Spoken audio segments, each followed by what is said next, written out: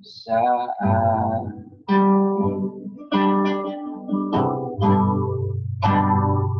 berhadapan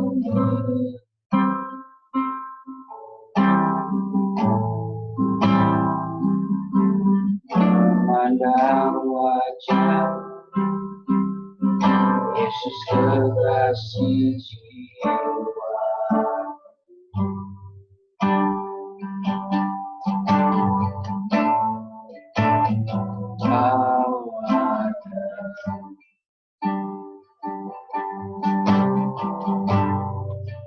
Berat dalam peluk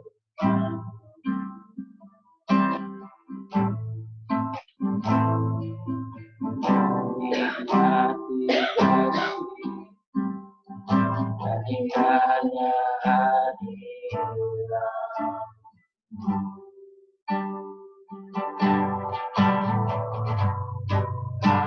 Hadirat Tuhan, ku rasakan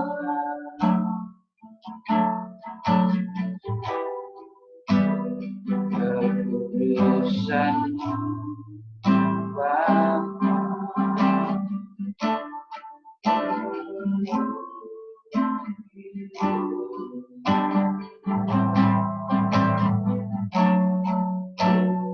Hidup selalu diam dalam bait-Mu, menikmati kasih.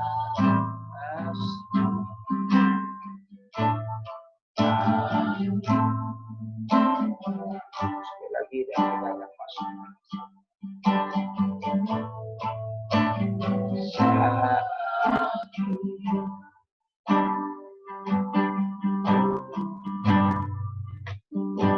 Berhadapan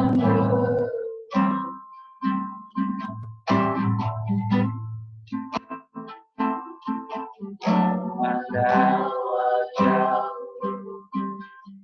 Yesus kekasih jiwa.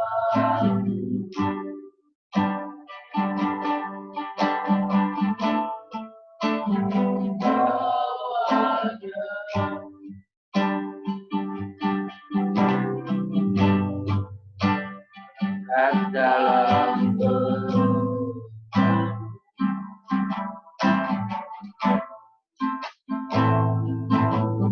menikmati kasih dan indahnya hadirat.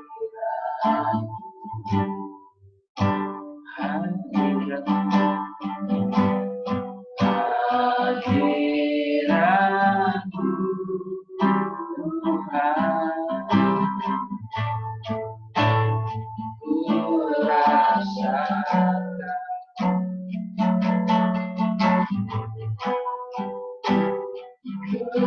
kekudusan-Mu Bapa.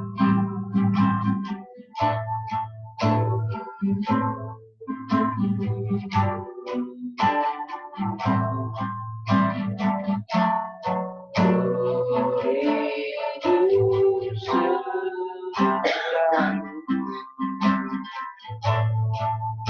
diam dalam bait-Mu,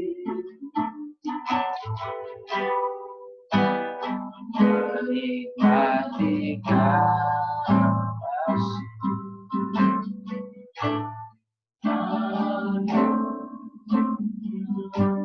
Menikmati kasih, menikmati kasih.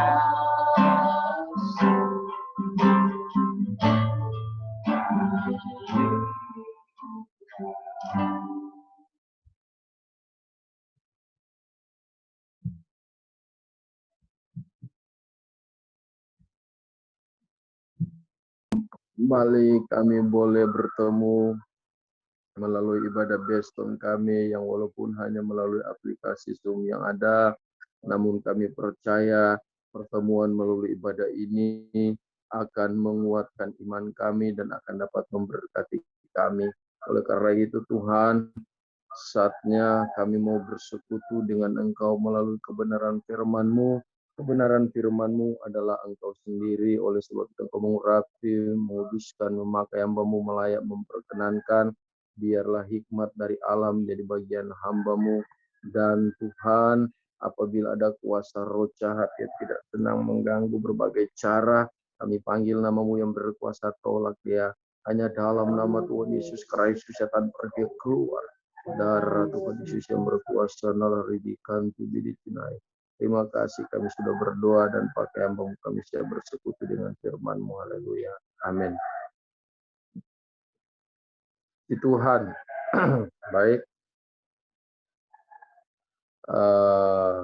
Kita akan mau bersekutu dengan firman Tuhan pada pagi hari ini. Dan terima kasih atas kepercayaan yang diberikan kepada kami sebagai hamba Tuhan harus tetap siap. Ya.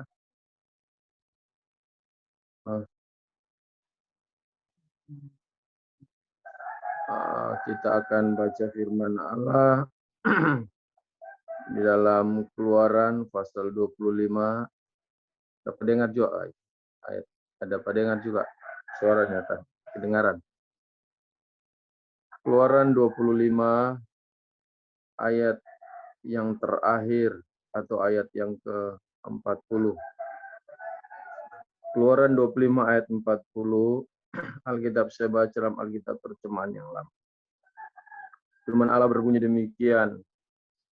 Dan ingatlah baik-baik, kau perbuatkan semuanya atas teladan yang telah ditunjuk kepadamu di atas bukit itu.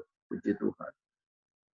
Kita melihat di sini bagaimana dalam kitab Keluaran ini menceritakan keberadaan bangsa Israel yang tak kalah setelah mereka dikeluarkan Tuhan dari Mesir. Dan kita tahu bagaimana waktu Tuhan mengeluarkan bangsa Israel dari Mesir itu adalah merupakan salah satu Tuhan mengingat perjanjian Tuhan dengan nenek moyang mereka Abraham, Ishak dan Yakub.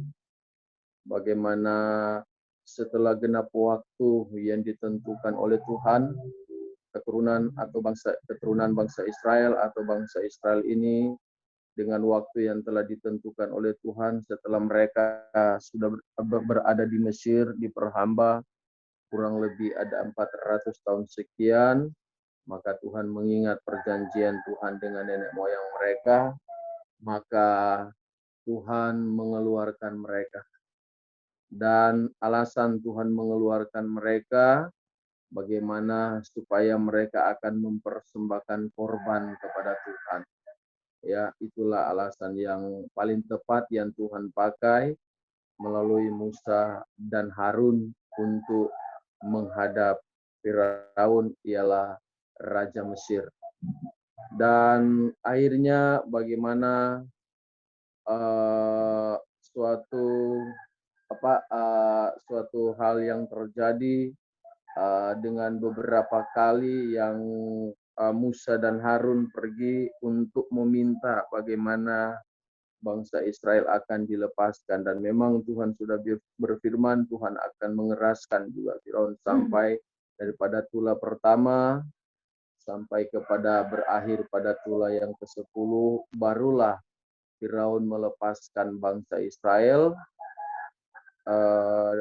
keluar dari Mesir menuju ke tanah Kanaan. Itu berakhir kepada tula yang ke-10 dan semua anak sulung yang berada di Mesir, dari anak sulung manusia sampai hewan dan sampai anak sulung daripada Raja Firaun mati, ya. Dan disitulah Firaun melepaskan bangsa Israel.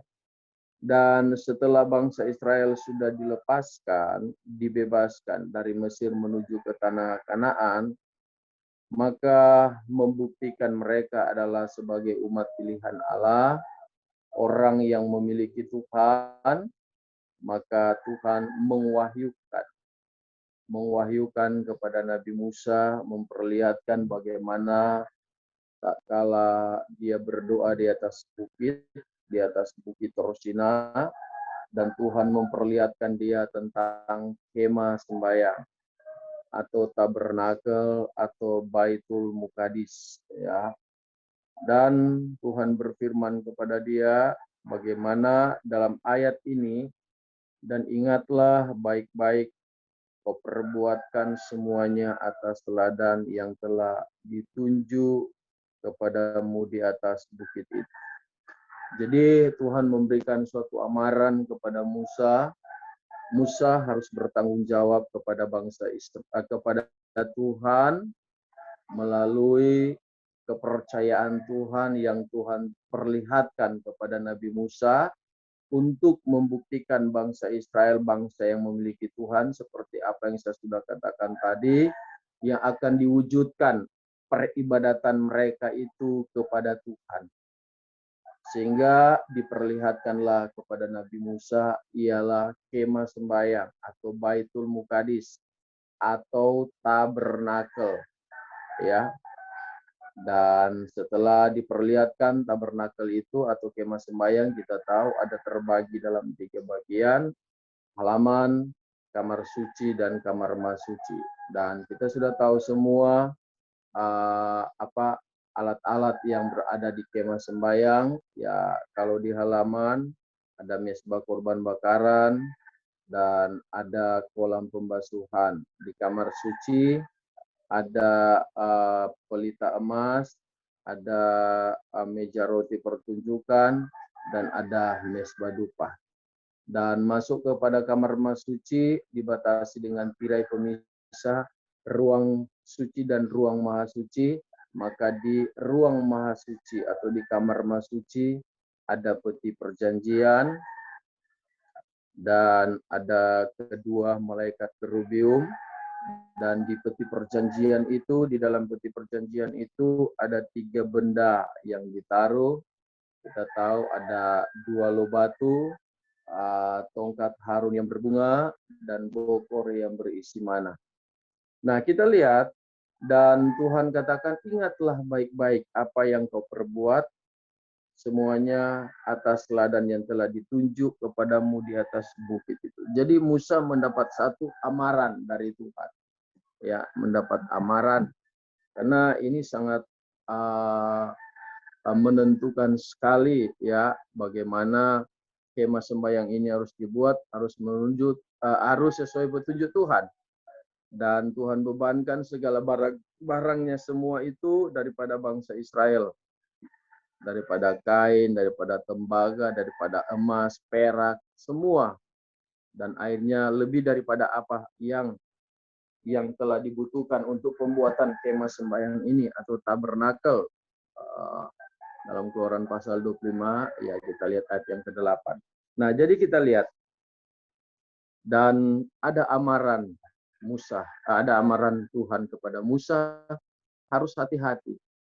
Nah, demikian juga kita, bagaimana suatu kepercayaan Tuhan yang telah Tuhan berikan kepada kita, bagaimana kita harus mempertanggungjawabkan itu kepada Tuhan, ya. Kita harus mempertanggungjawabkan itu kepada Tuhan dengan pelaksanaannya itu tidak menambah dan tidak mengurang.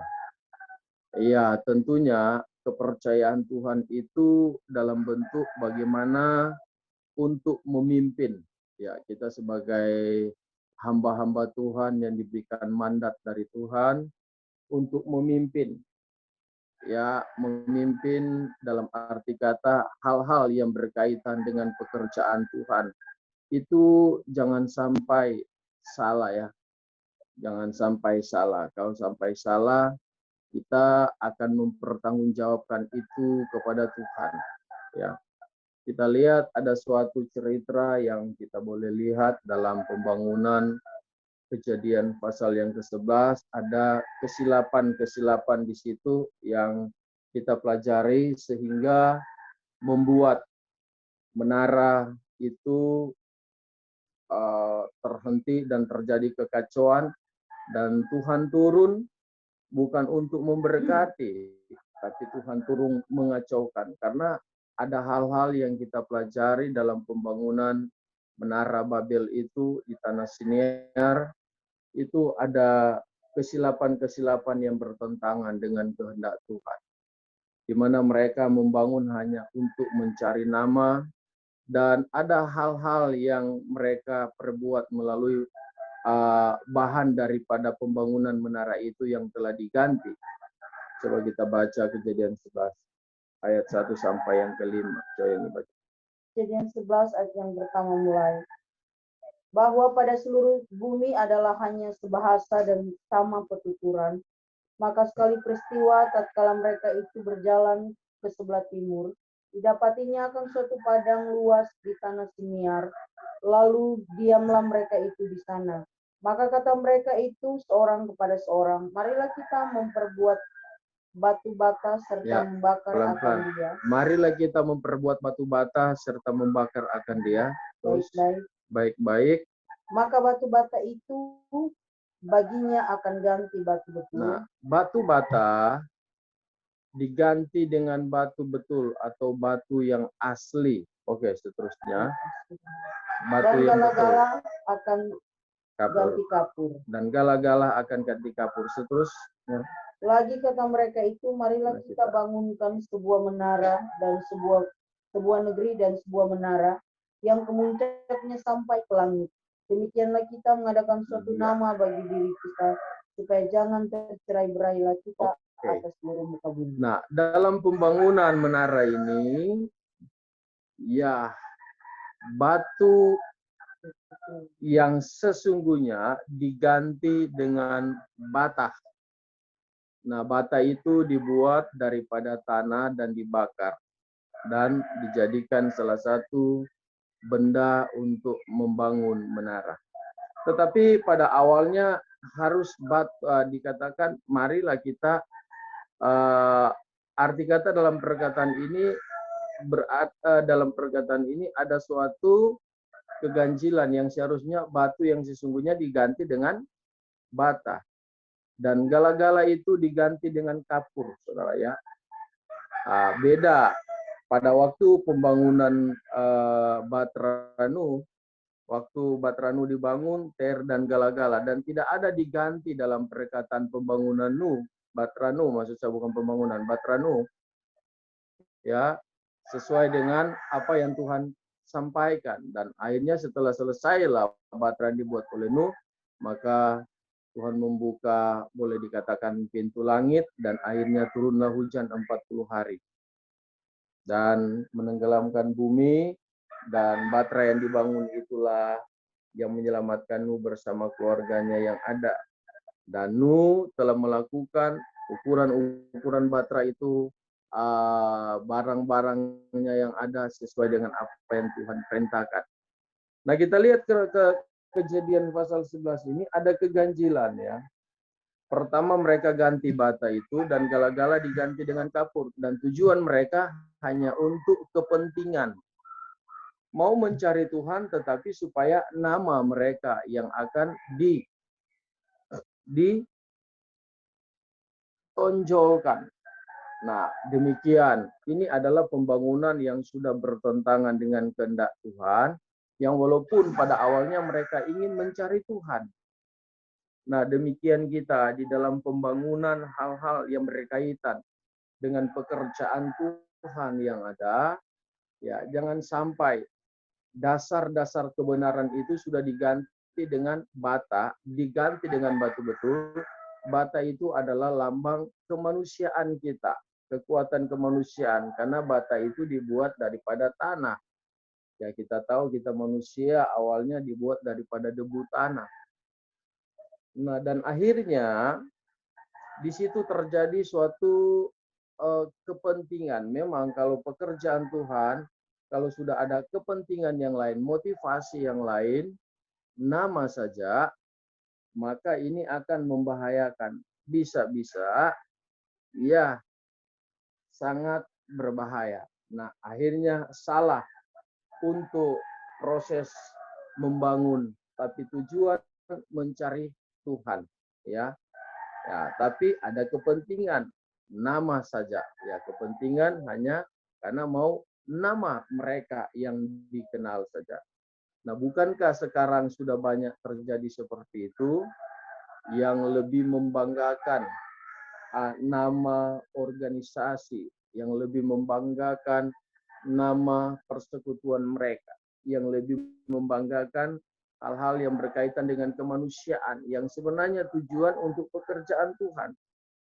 Dan akhirnya Menara Babel ini dikacaukan oleh Tuhan, dan terhentilah pembangunan itu, terjadi kesalahpahaman. Dan disinilah awalnya manusia yang pertama satu bahasa, dan terjadilah bahasa-bahasa yang begitu banyak oleh karena Tuhan mengacaukan keadaan mereka, melalui komunikasi mereka yang tidak dapat berkomunikasi dengan baik.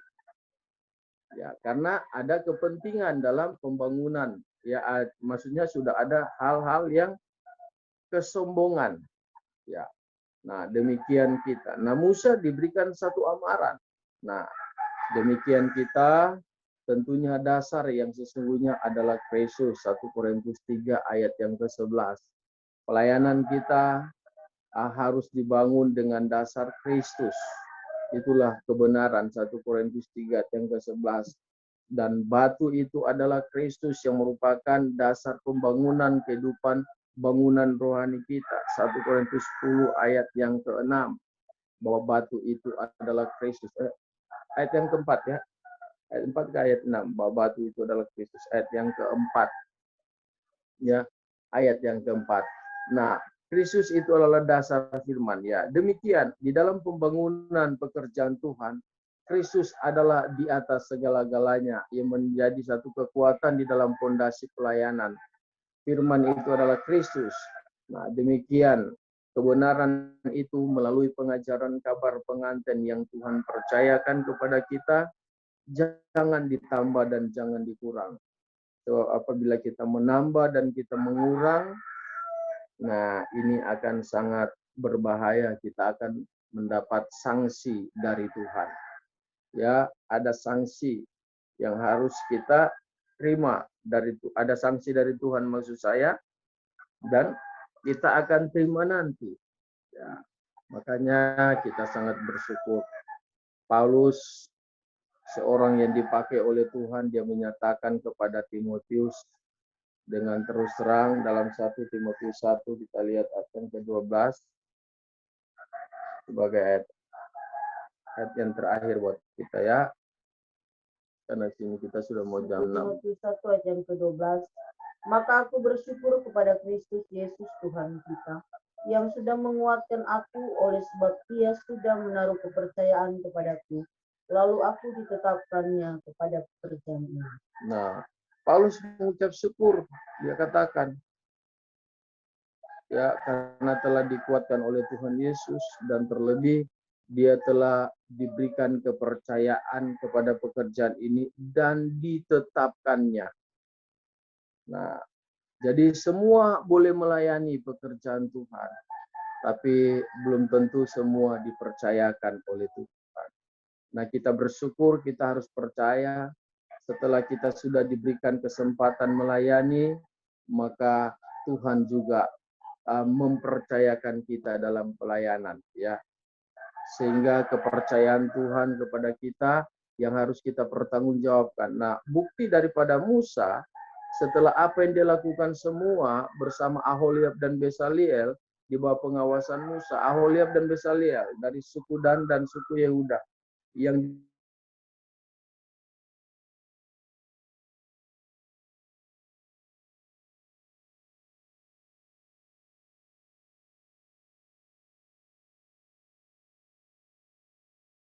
hingga tapi di bawah pengawasan Musa, dan barang-barangnya itu daripada bangsa Israel. Jadi ada kerjasama, ya. Pertama dari Tuhan dipercayakan kepada Musa dan dipilih Aholiab dan Besaliel. Kenapa harus Aholiab dan Besaliel itu daripada suku Dan dan suku Yehuda? Ya, kenapa harus dari suku Dan dan suku Yehuda? Dan perimamatan itu harus dipimpin daripada suku Lewi. Ya, itu bukan kebetulan itu. Ya, kita tahu Yehuda adalah berbicara terpuji. Ya, ya.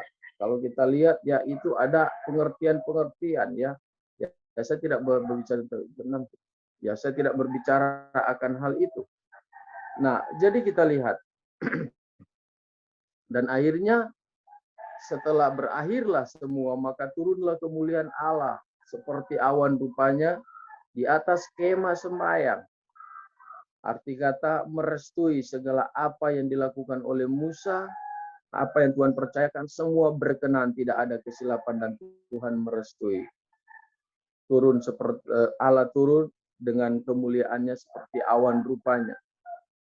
Ya, segala apa yang Musa lakukan, apa yang Musa kerjakan itu berkenan kepada Tuhan dan dia dapat mempertanggungjawabkan. Nah, demikian ada suatu rahasia yang besar di dalam kita menghampiri Tuhan. Karena bangsa Israel kalau salah melakukan perimamatan langsung mati Tuhan bunuh. Nah, demikian juga kita menghampiri Tuhan dalam cara peribadatan itu bukan semau-maunya kita.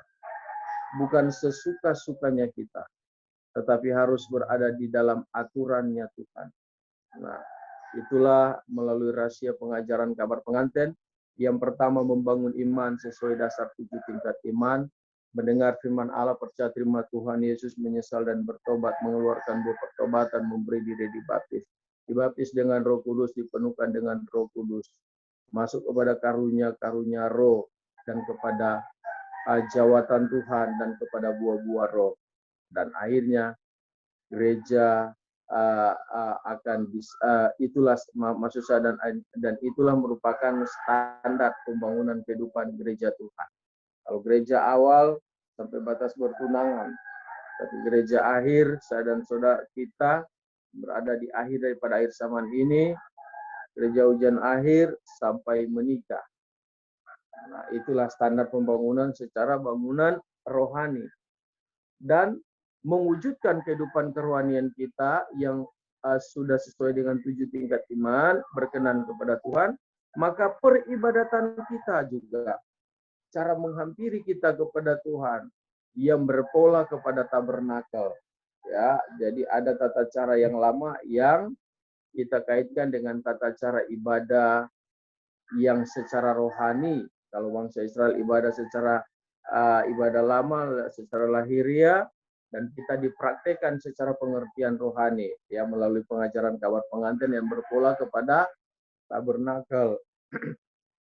Ya, kalau kita hubungkan dengan 7 tingkat pola peribadatan kita, doa pembukaan berada di pintu, dan seterusnya doa firman berada kamar suci, masuk kamar dan masuk di pintu di halaman itu ada mesbah korban basuhan, itu berbicara yang pertama melewati pintu doa pembukaan, dan di halaman itu berbicara tentang kesaksian, pujian, persembahan, kolektor, perpuluhan berada di halaman, dan masuk di kamar suci melewati pintu serta dengan doa persiapan firman. Ya, masuk ke kamar suci, ya imam harus memasang pelita, pergi ke meja roti pertunjukan dan pergi ke mesbah dupa. Itu berbicara menghidupkan segala karunia-karunia, itu pelita emas. Dan pergi ke meja roti pertunjukan itu berbicara pemberitaan firman Allah melalui perjamuan kudus dan persekutuan dalam perjamuan kudus dan persekutuan dalam pemberitaan firman Allah, itulah meja roti pertunjukan. Dan pergi ke mesbah dupa itu dibawa kepada doa dan penyembahan. Dan lepas itu masuk ke kamar maha suci, kita lihat akibat daripada penyembahan kita yang berkenan, maka tirai terbuka pemisahan kamar suci dan kamar maha suci, itulah kita akan melihat mendengar suara Tuhan. Itulah kemuliaan Allah yang berada di kamar maha suci melalui penglihatan atau nubuatan. Ya, setelah melalui penyembahan yang benar. Dan imam kembali ke kamar suci, ya darah yang dikumpul di bokor, ditaruh di bokor di halaman, yang dipercikan di kamar suci, sisa darah yang ada di bokor, itu maka digosokkan di mesbah dupa, ya, di mesbah dupa. Dan itu berbicara tentang doa syafaat. Dan setelah imam keluar, maka ada kambing atau domba, ada dua, ya, satu yang ditumpang tangan, disembeli, dan satu lepas ke padang gurun. Itulah berbicara tentang doa berkat. Dan akhirnya imam kembali ke kamar suci, ganti pakaian, ya, baru imam makan. Itulah berbicara doa penutup, dan imam keluar, selesailah ibadah. Nah, itulah contoh secara pertama tingkat pembangunan tingkat kehidupan rohani kita, 7 tingkat iman, dan pola pelaksanaan peribadatan yang berkenan kepada Tuhan, yang berpola kepada tabernakal. Nah, inilah pengajaran kabar pengantin. Jangan sampai salah. Kalau salah, kita akan mempertanggungjawabkan kepada Tuhan. Puji Tuhan, ya, inilah firman Tuhan yang kami sampaikan, mungkin sudah terlalu panjang, ya. Oke. Tuhan Yesus memberkati. Baik, kita mau masuk dalam doa dan penyembahan. Karena di kami ini lagi 5 jam 6 sih. Lagi 10 menit jam 6. Baik. Puji Tuhan, kita mau masuk dalam doa dan penyembahan. Haleluya. Ya Tuhan Allah Bapa kami yang berada dalam surga, terima kasih atas segala kebenaran firman-Mu. Biarlah Tuhan yang menyempurnakan apa yang dari Tuhan, meteraikan yang bukan dilalukan. Dan kami mau menyembah Engkau segala kuasa roh jahat yang tidak senang mengganggu penyembahan kami. Kami panggil nama-Mu yang berkuasa, tolak dia hanya dalam nama Tuhan Yesus Kristus, setan berkeluar, darah Tuhan Yesus berkuasa, ridupkan tubuh di sana. Kami mau menyembah Engkau Tuhan Allah.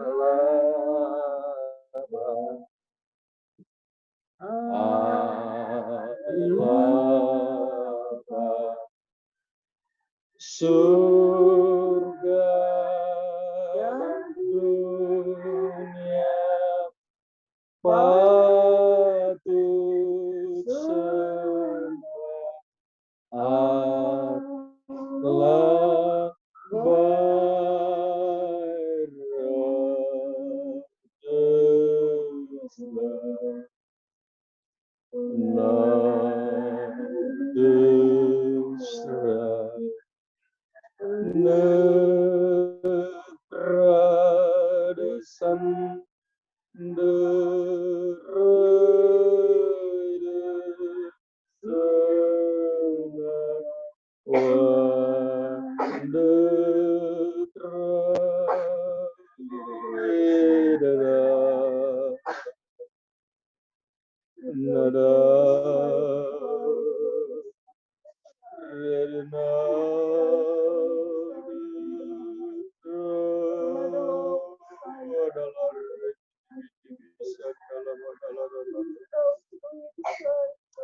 Hai dibidi cenau delok radana dibidi shandarana mata karabalaya nama kasih dibidi praiden redibidi kantu delay redepo kudikan kubidi shandalara mata karabal.